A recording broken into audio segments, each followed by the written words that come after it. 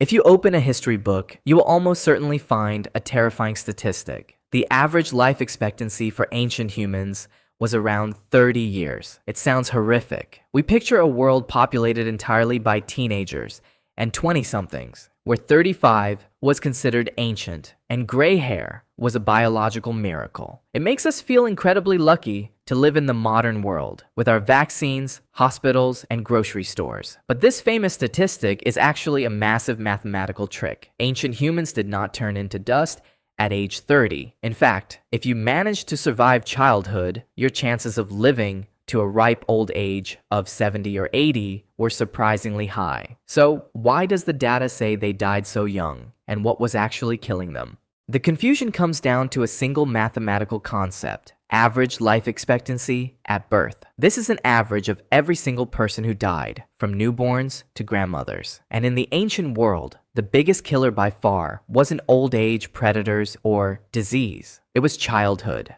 Before modern medicine, clean water, and warm houses, the first few years of human life were an absolute gauntlet. Around 30 to 50% of all children did not survive to see their 15th birthday. They died of childhood infections, minor respiratory issues, accidental falls, or cold winters. Now think about the math. If you have two people and one dies on their first birthday, while the other lives to be 70, their average life expectancy is 35. Mathematically, they both died young. But in reality, one lived a full, long life. Once an ancient human made it past the dangerous bottleneck of childhood and reached age 15, the evolutionary protective shield kicked in. Their immune system was robust, their survival instincts were sharp, and they were entering the prime of their physical lives. From that point on, they had a very high chance of living to be 60, 70, or 80 years old. Gray hair, wrinkles, and arthritis were not modern inventions. They were completely normal parts of prehistoric tribal life.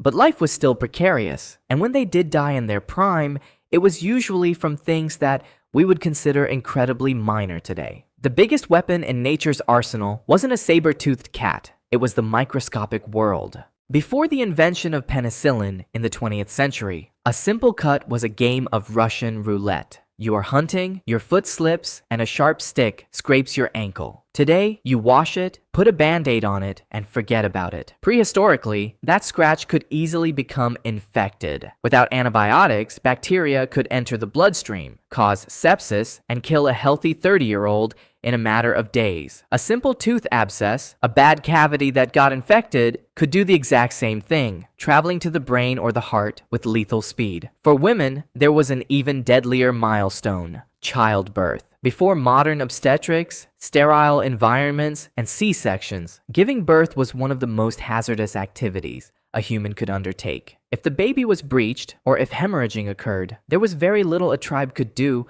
besides offer comfort. This created a massive gender gap in mortality, with young women dying at much higher rates than young men. But here's the strangest twist in the story. While ancient humans died of infections and accidents, they almost completely escaped the diseases that kill most of us today. If you look at the skeletal remains of prehistoric hunter-gatherers, you will find almost no evidence of the chronic killers that dominate modern autopsies. They didn't get type 2 diabetes. Clogged arteries and cardiovascular disease were practically non-existent. Certain cancers were extremely rare. Why? Because their daily lives were a non-stop workout, and their diets contained zero processed sugars, seed oils, or chemical preservatives. They didn't sit in cubicles for 8 hours a day, eating high fructose corn syrup and stressing about mortgages. They ran, they climbed, they ate whole foods, and they lived in clean air. Biologically, their bodies were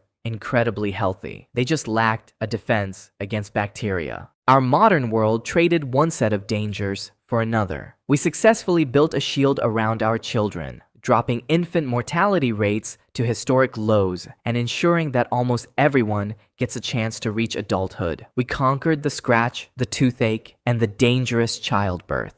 But in exchange, we built a sedentary lifestyle that slowly clogs our hearts and breaks our metabolisms. The maximum ceiling of the human lifespan hasn't changed in hundreds of thousands of years. Our ancestors were capable of living just as long as we do. They just had to walk a far tighter tightrope to get there.